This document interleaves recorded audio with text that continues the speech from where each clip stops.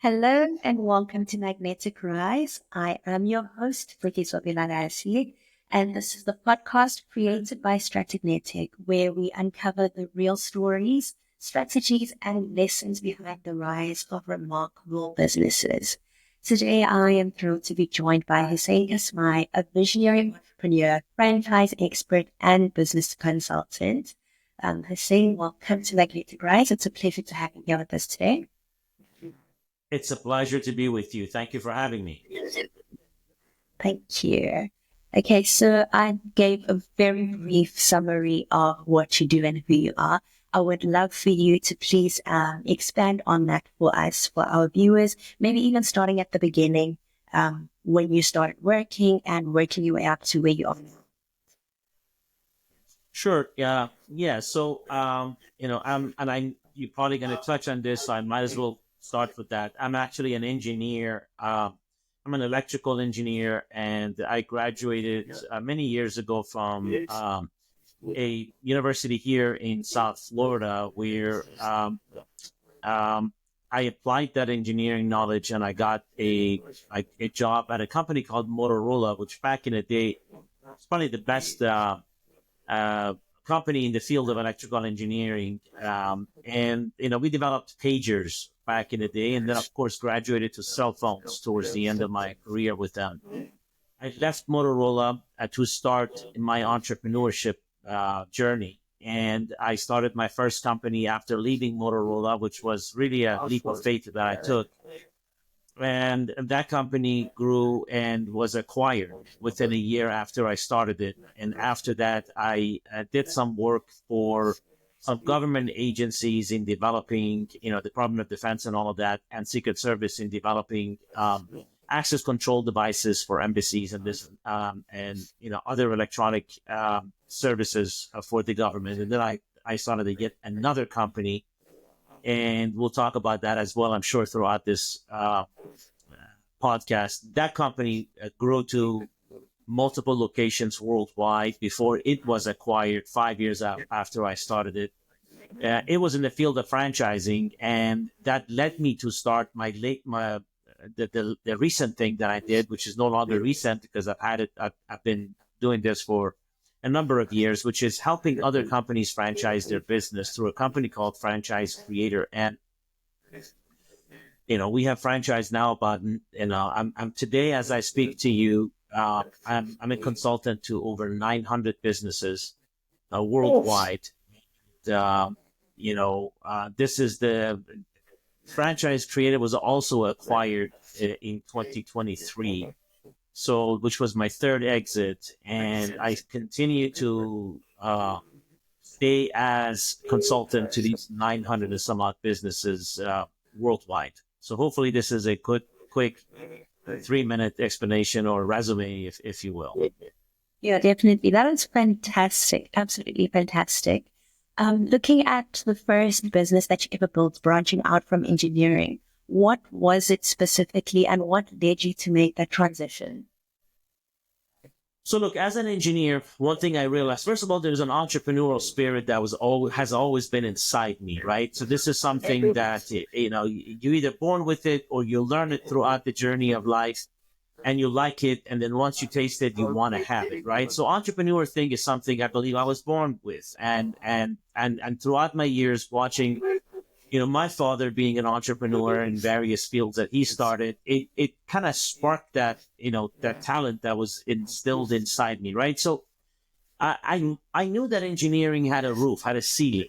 I could only go so far with it, right? You can't be working for a company as an engineer and, be able to make millions of dollars or to do whatever you want to do, right? You certainly at the mercy of whatever you're told to do. And again, if you have that entrepreneurial spirits, you want to dream you want to live your dreams, if you will. And so I took the leap of faith, which I thought was crazy because during my tenure at Motorola, I got promoted. I don't remember six times in 5 years or something like that. Incredible fast upward thing, but thought I was crazy for leaving. But I did because I wanted to take whatever talents I had. what I realized very early on in my life is I have been given a certain talent that is very unique. And that is, I have my technical side, which is the engineering side, and I have my business side, right? Which is very difficult to get because most engineers are very inside to themselves and like to be left alone in a cubicle designing circuits. I'm the other guy, right? So I like to design circuits, and I've done some really fun things in my life. Invented a lot of products. If I turn this camera around, my wall is, full of patent applications that I put out. But at the same time, I have the business skills, right? So I wanted to put that to use. So I did. And that's the reason I took the leap of faith.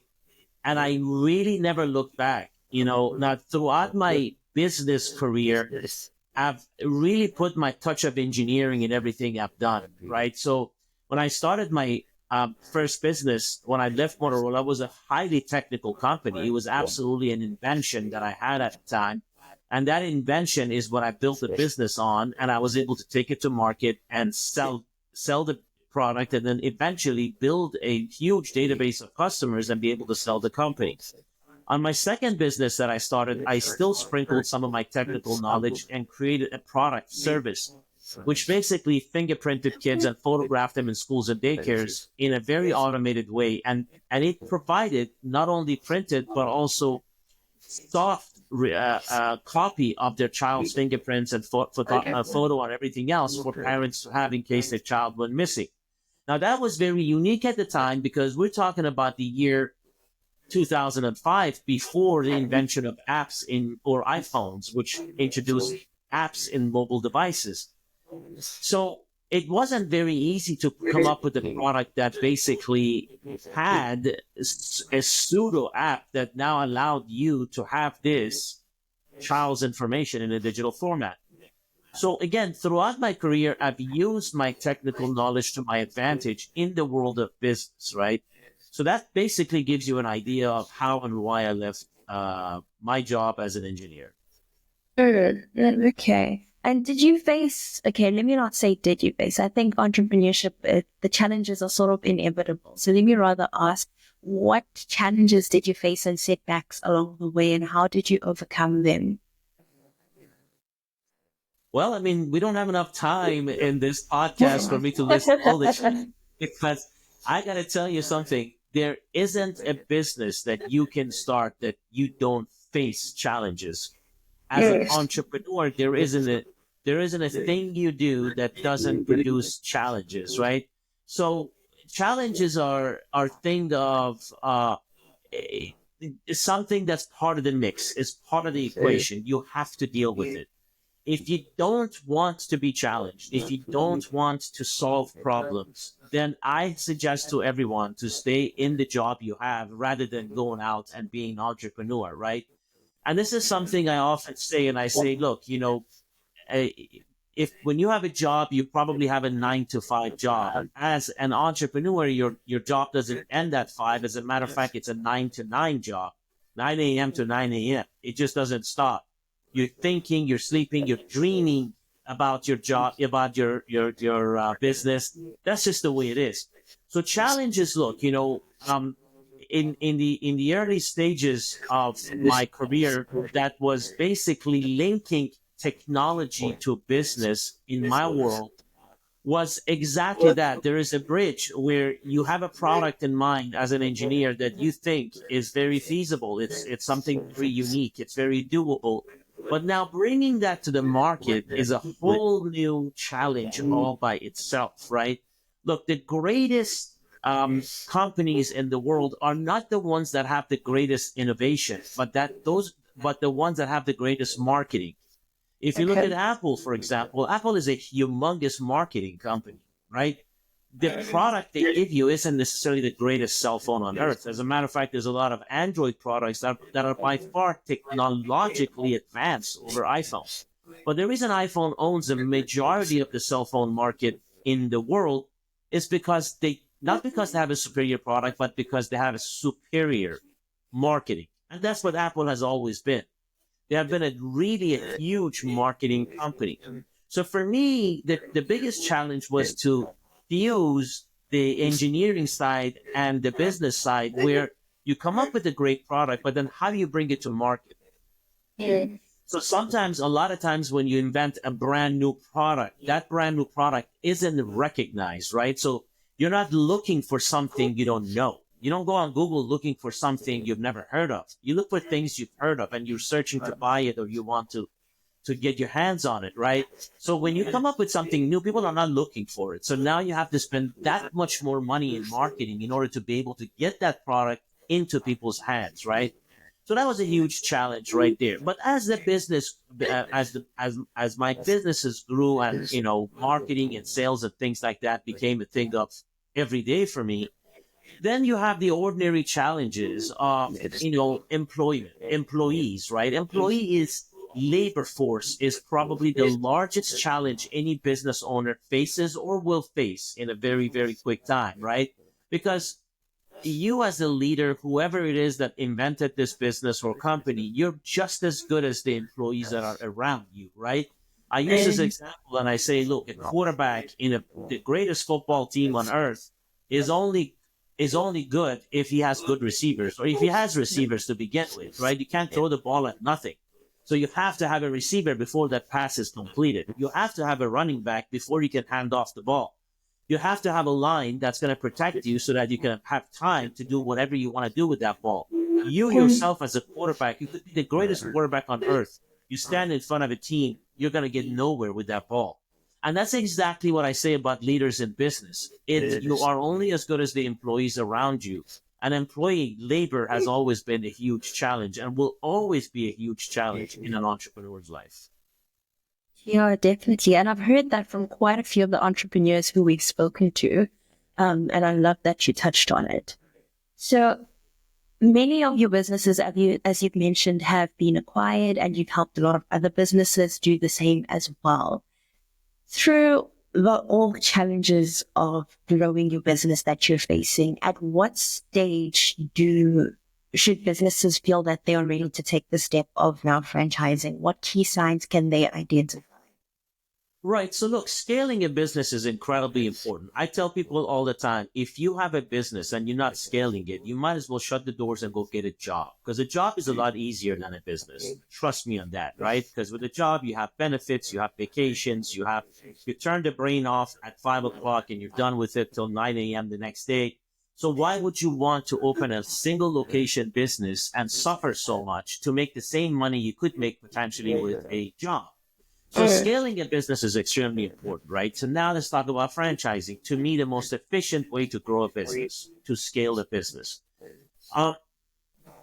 When is the right time? Look, there isn't a wrong time to franchise a business. When you look at some of the history of companies that have been franchised, some of these companies, some of these large brand names that you hear today on, everywhere you use, Massage Envy being one of them. They started franchising in their year one of operation, right? So, when you look at a lot of these big brands and say, look, they started the business and within a year they franchised, was there a right time or wrong time to do it? I myself franchised my first business 2 to 3 months after I started it. And it grew to 175 locations in 11 countries in less than 5 years. And it was ranked number one in its category and top 50 fastest growing franchises worldwide for, years. So it's a matter of the timing isn't as important, to be frank with you, as it is the business itself. If your business is franchisable, and maybe your next question is, what business is franchisable? And we can talk about that. But if business is franchisable, there isn't a minute you should wait. Franchising creates wealth.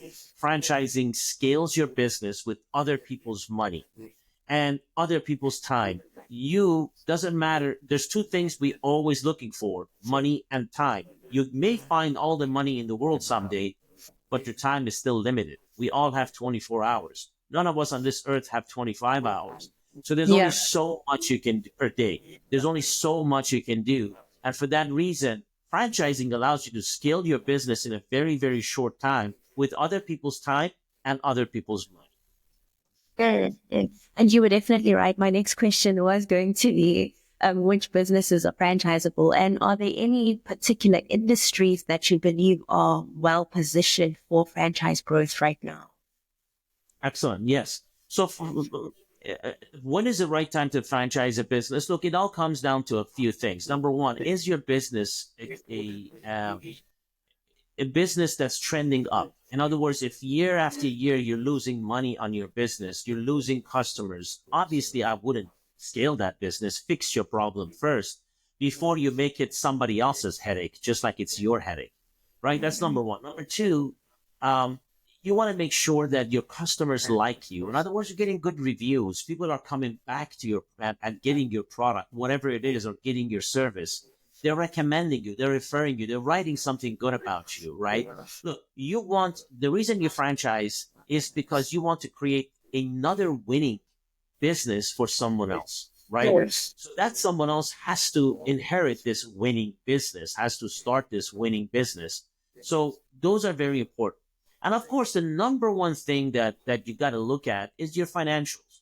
People ask me, does my business have to be financially profitable before I franchise it? Many name brands franchises that you see out there and you utilize their services and products were not profitable when they franchise their business. So profitability is not as important as how soon can someone, recoup their money. In other words, it's okay to lose money in year one, but at what point am I going to start becoming profitable? Because remember, these people that are buying your franchise from you, they're going to pay the same fees or costs that you're paying, but also they're going to pay royalties. So that means they're 5-6% less rich than you are month after month. So the business has to have a path to become profitable in a very short time. Even if it isn't profitable today, it needs to be profitable in a very short time after that. Those are the factors that we look at all the time. Okay. And another thing I want to look at is brand consistency and operational efficiency once you have decided to franchise. How do you ensure that across multiple franchise locations? What systems and strategies do you have to put in place? I love that question. And I love that question because that's a question that comes up by a lot of business owners. Business owners are inherently very proud of their service, of their product. They've taken all of their money and time and put into that business, and for that, and they've created something, whether it's food, whether it's a great, food they're delivering to their customers, if it's a restaurant, or whether it's whatever product it is or service it is, home service, whatever it is. These are all, they're very proud people. So they want to make sure that their brand, that their name, that their reputation doesn't get ruined by some person who doesn't have that interest in their story, in their product, right? Someone that's just putting in money and says, "Hey, listen, I want to start this business and I don't care." What I tell people is, look, franchising preserves brands, does not destroy them. You name me a name brand franchise out there that has destroyed the brand. As a matter of fact, the fact that you can name that brand is because that brand was created through franchising. McDonald's would have been what if they had never franchised? What's McDonald's? That would be the question you would ask if they hadn't franchised. If you look at Subway is just a very, very, very average sandwich that you're buying on a daily basis. But the reason you go there because it's Subway, because you recognize it. It's always in the back of your mind when you think of sub sandwiches. So franchising preserves and creates branding, does not destroy it, right? Against popular belief. And the main reason for it is the person who's buying your franchise has a commitment to your brand by the virtue of the money they spend in your brand. In other words, they have a vested interest in your brand.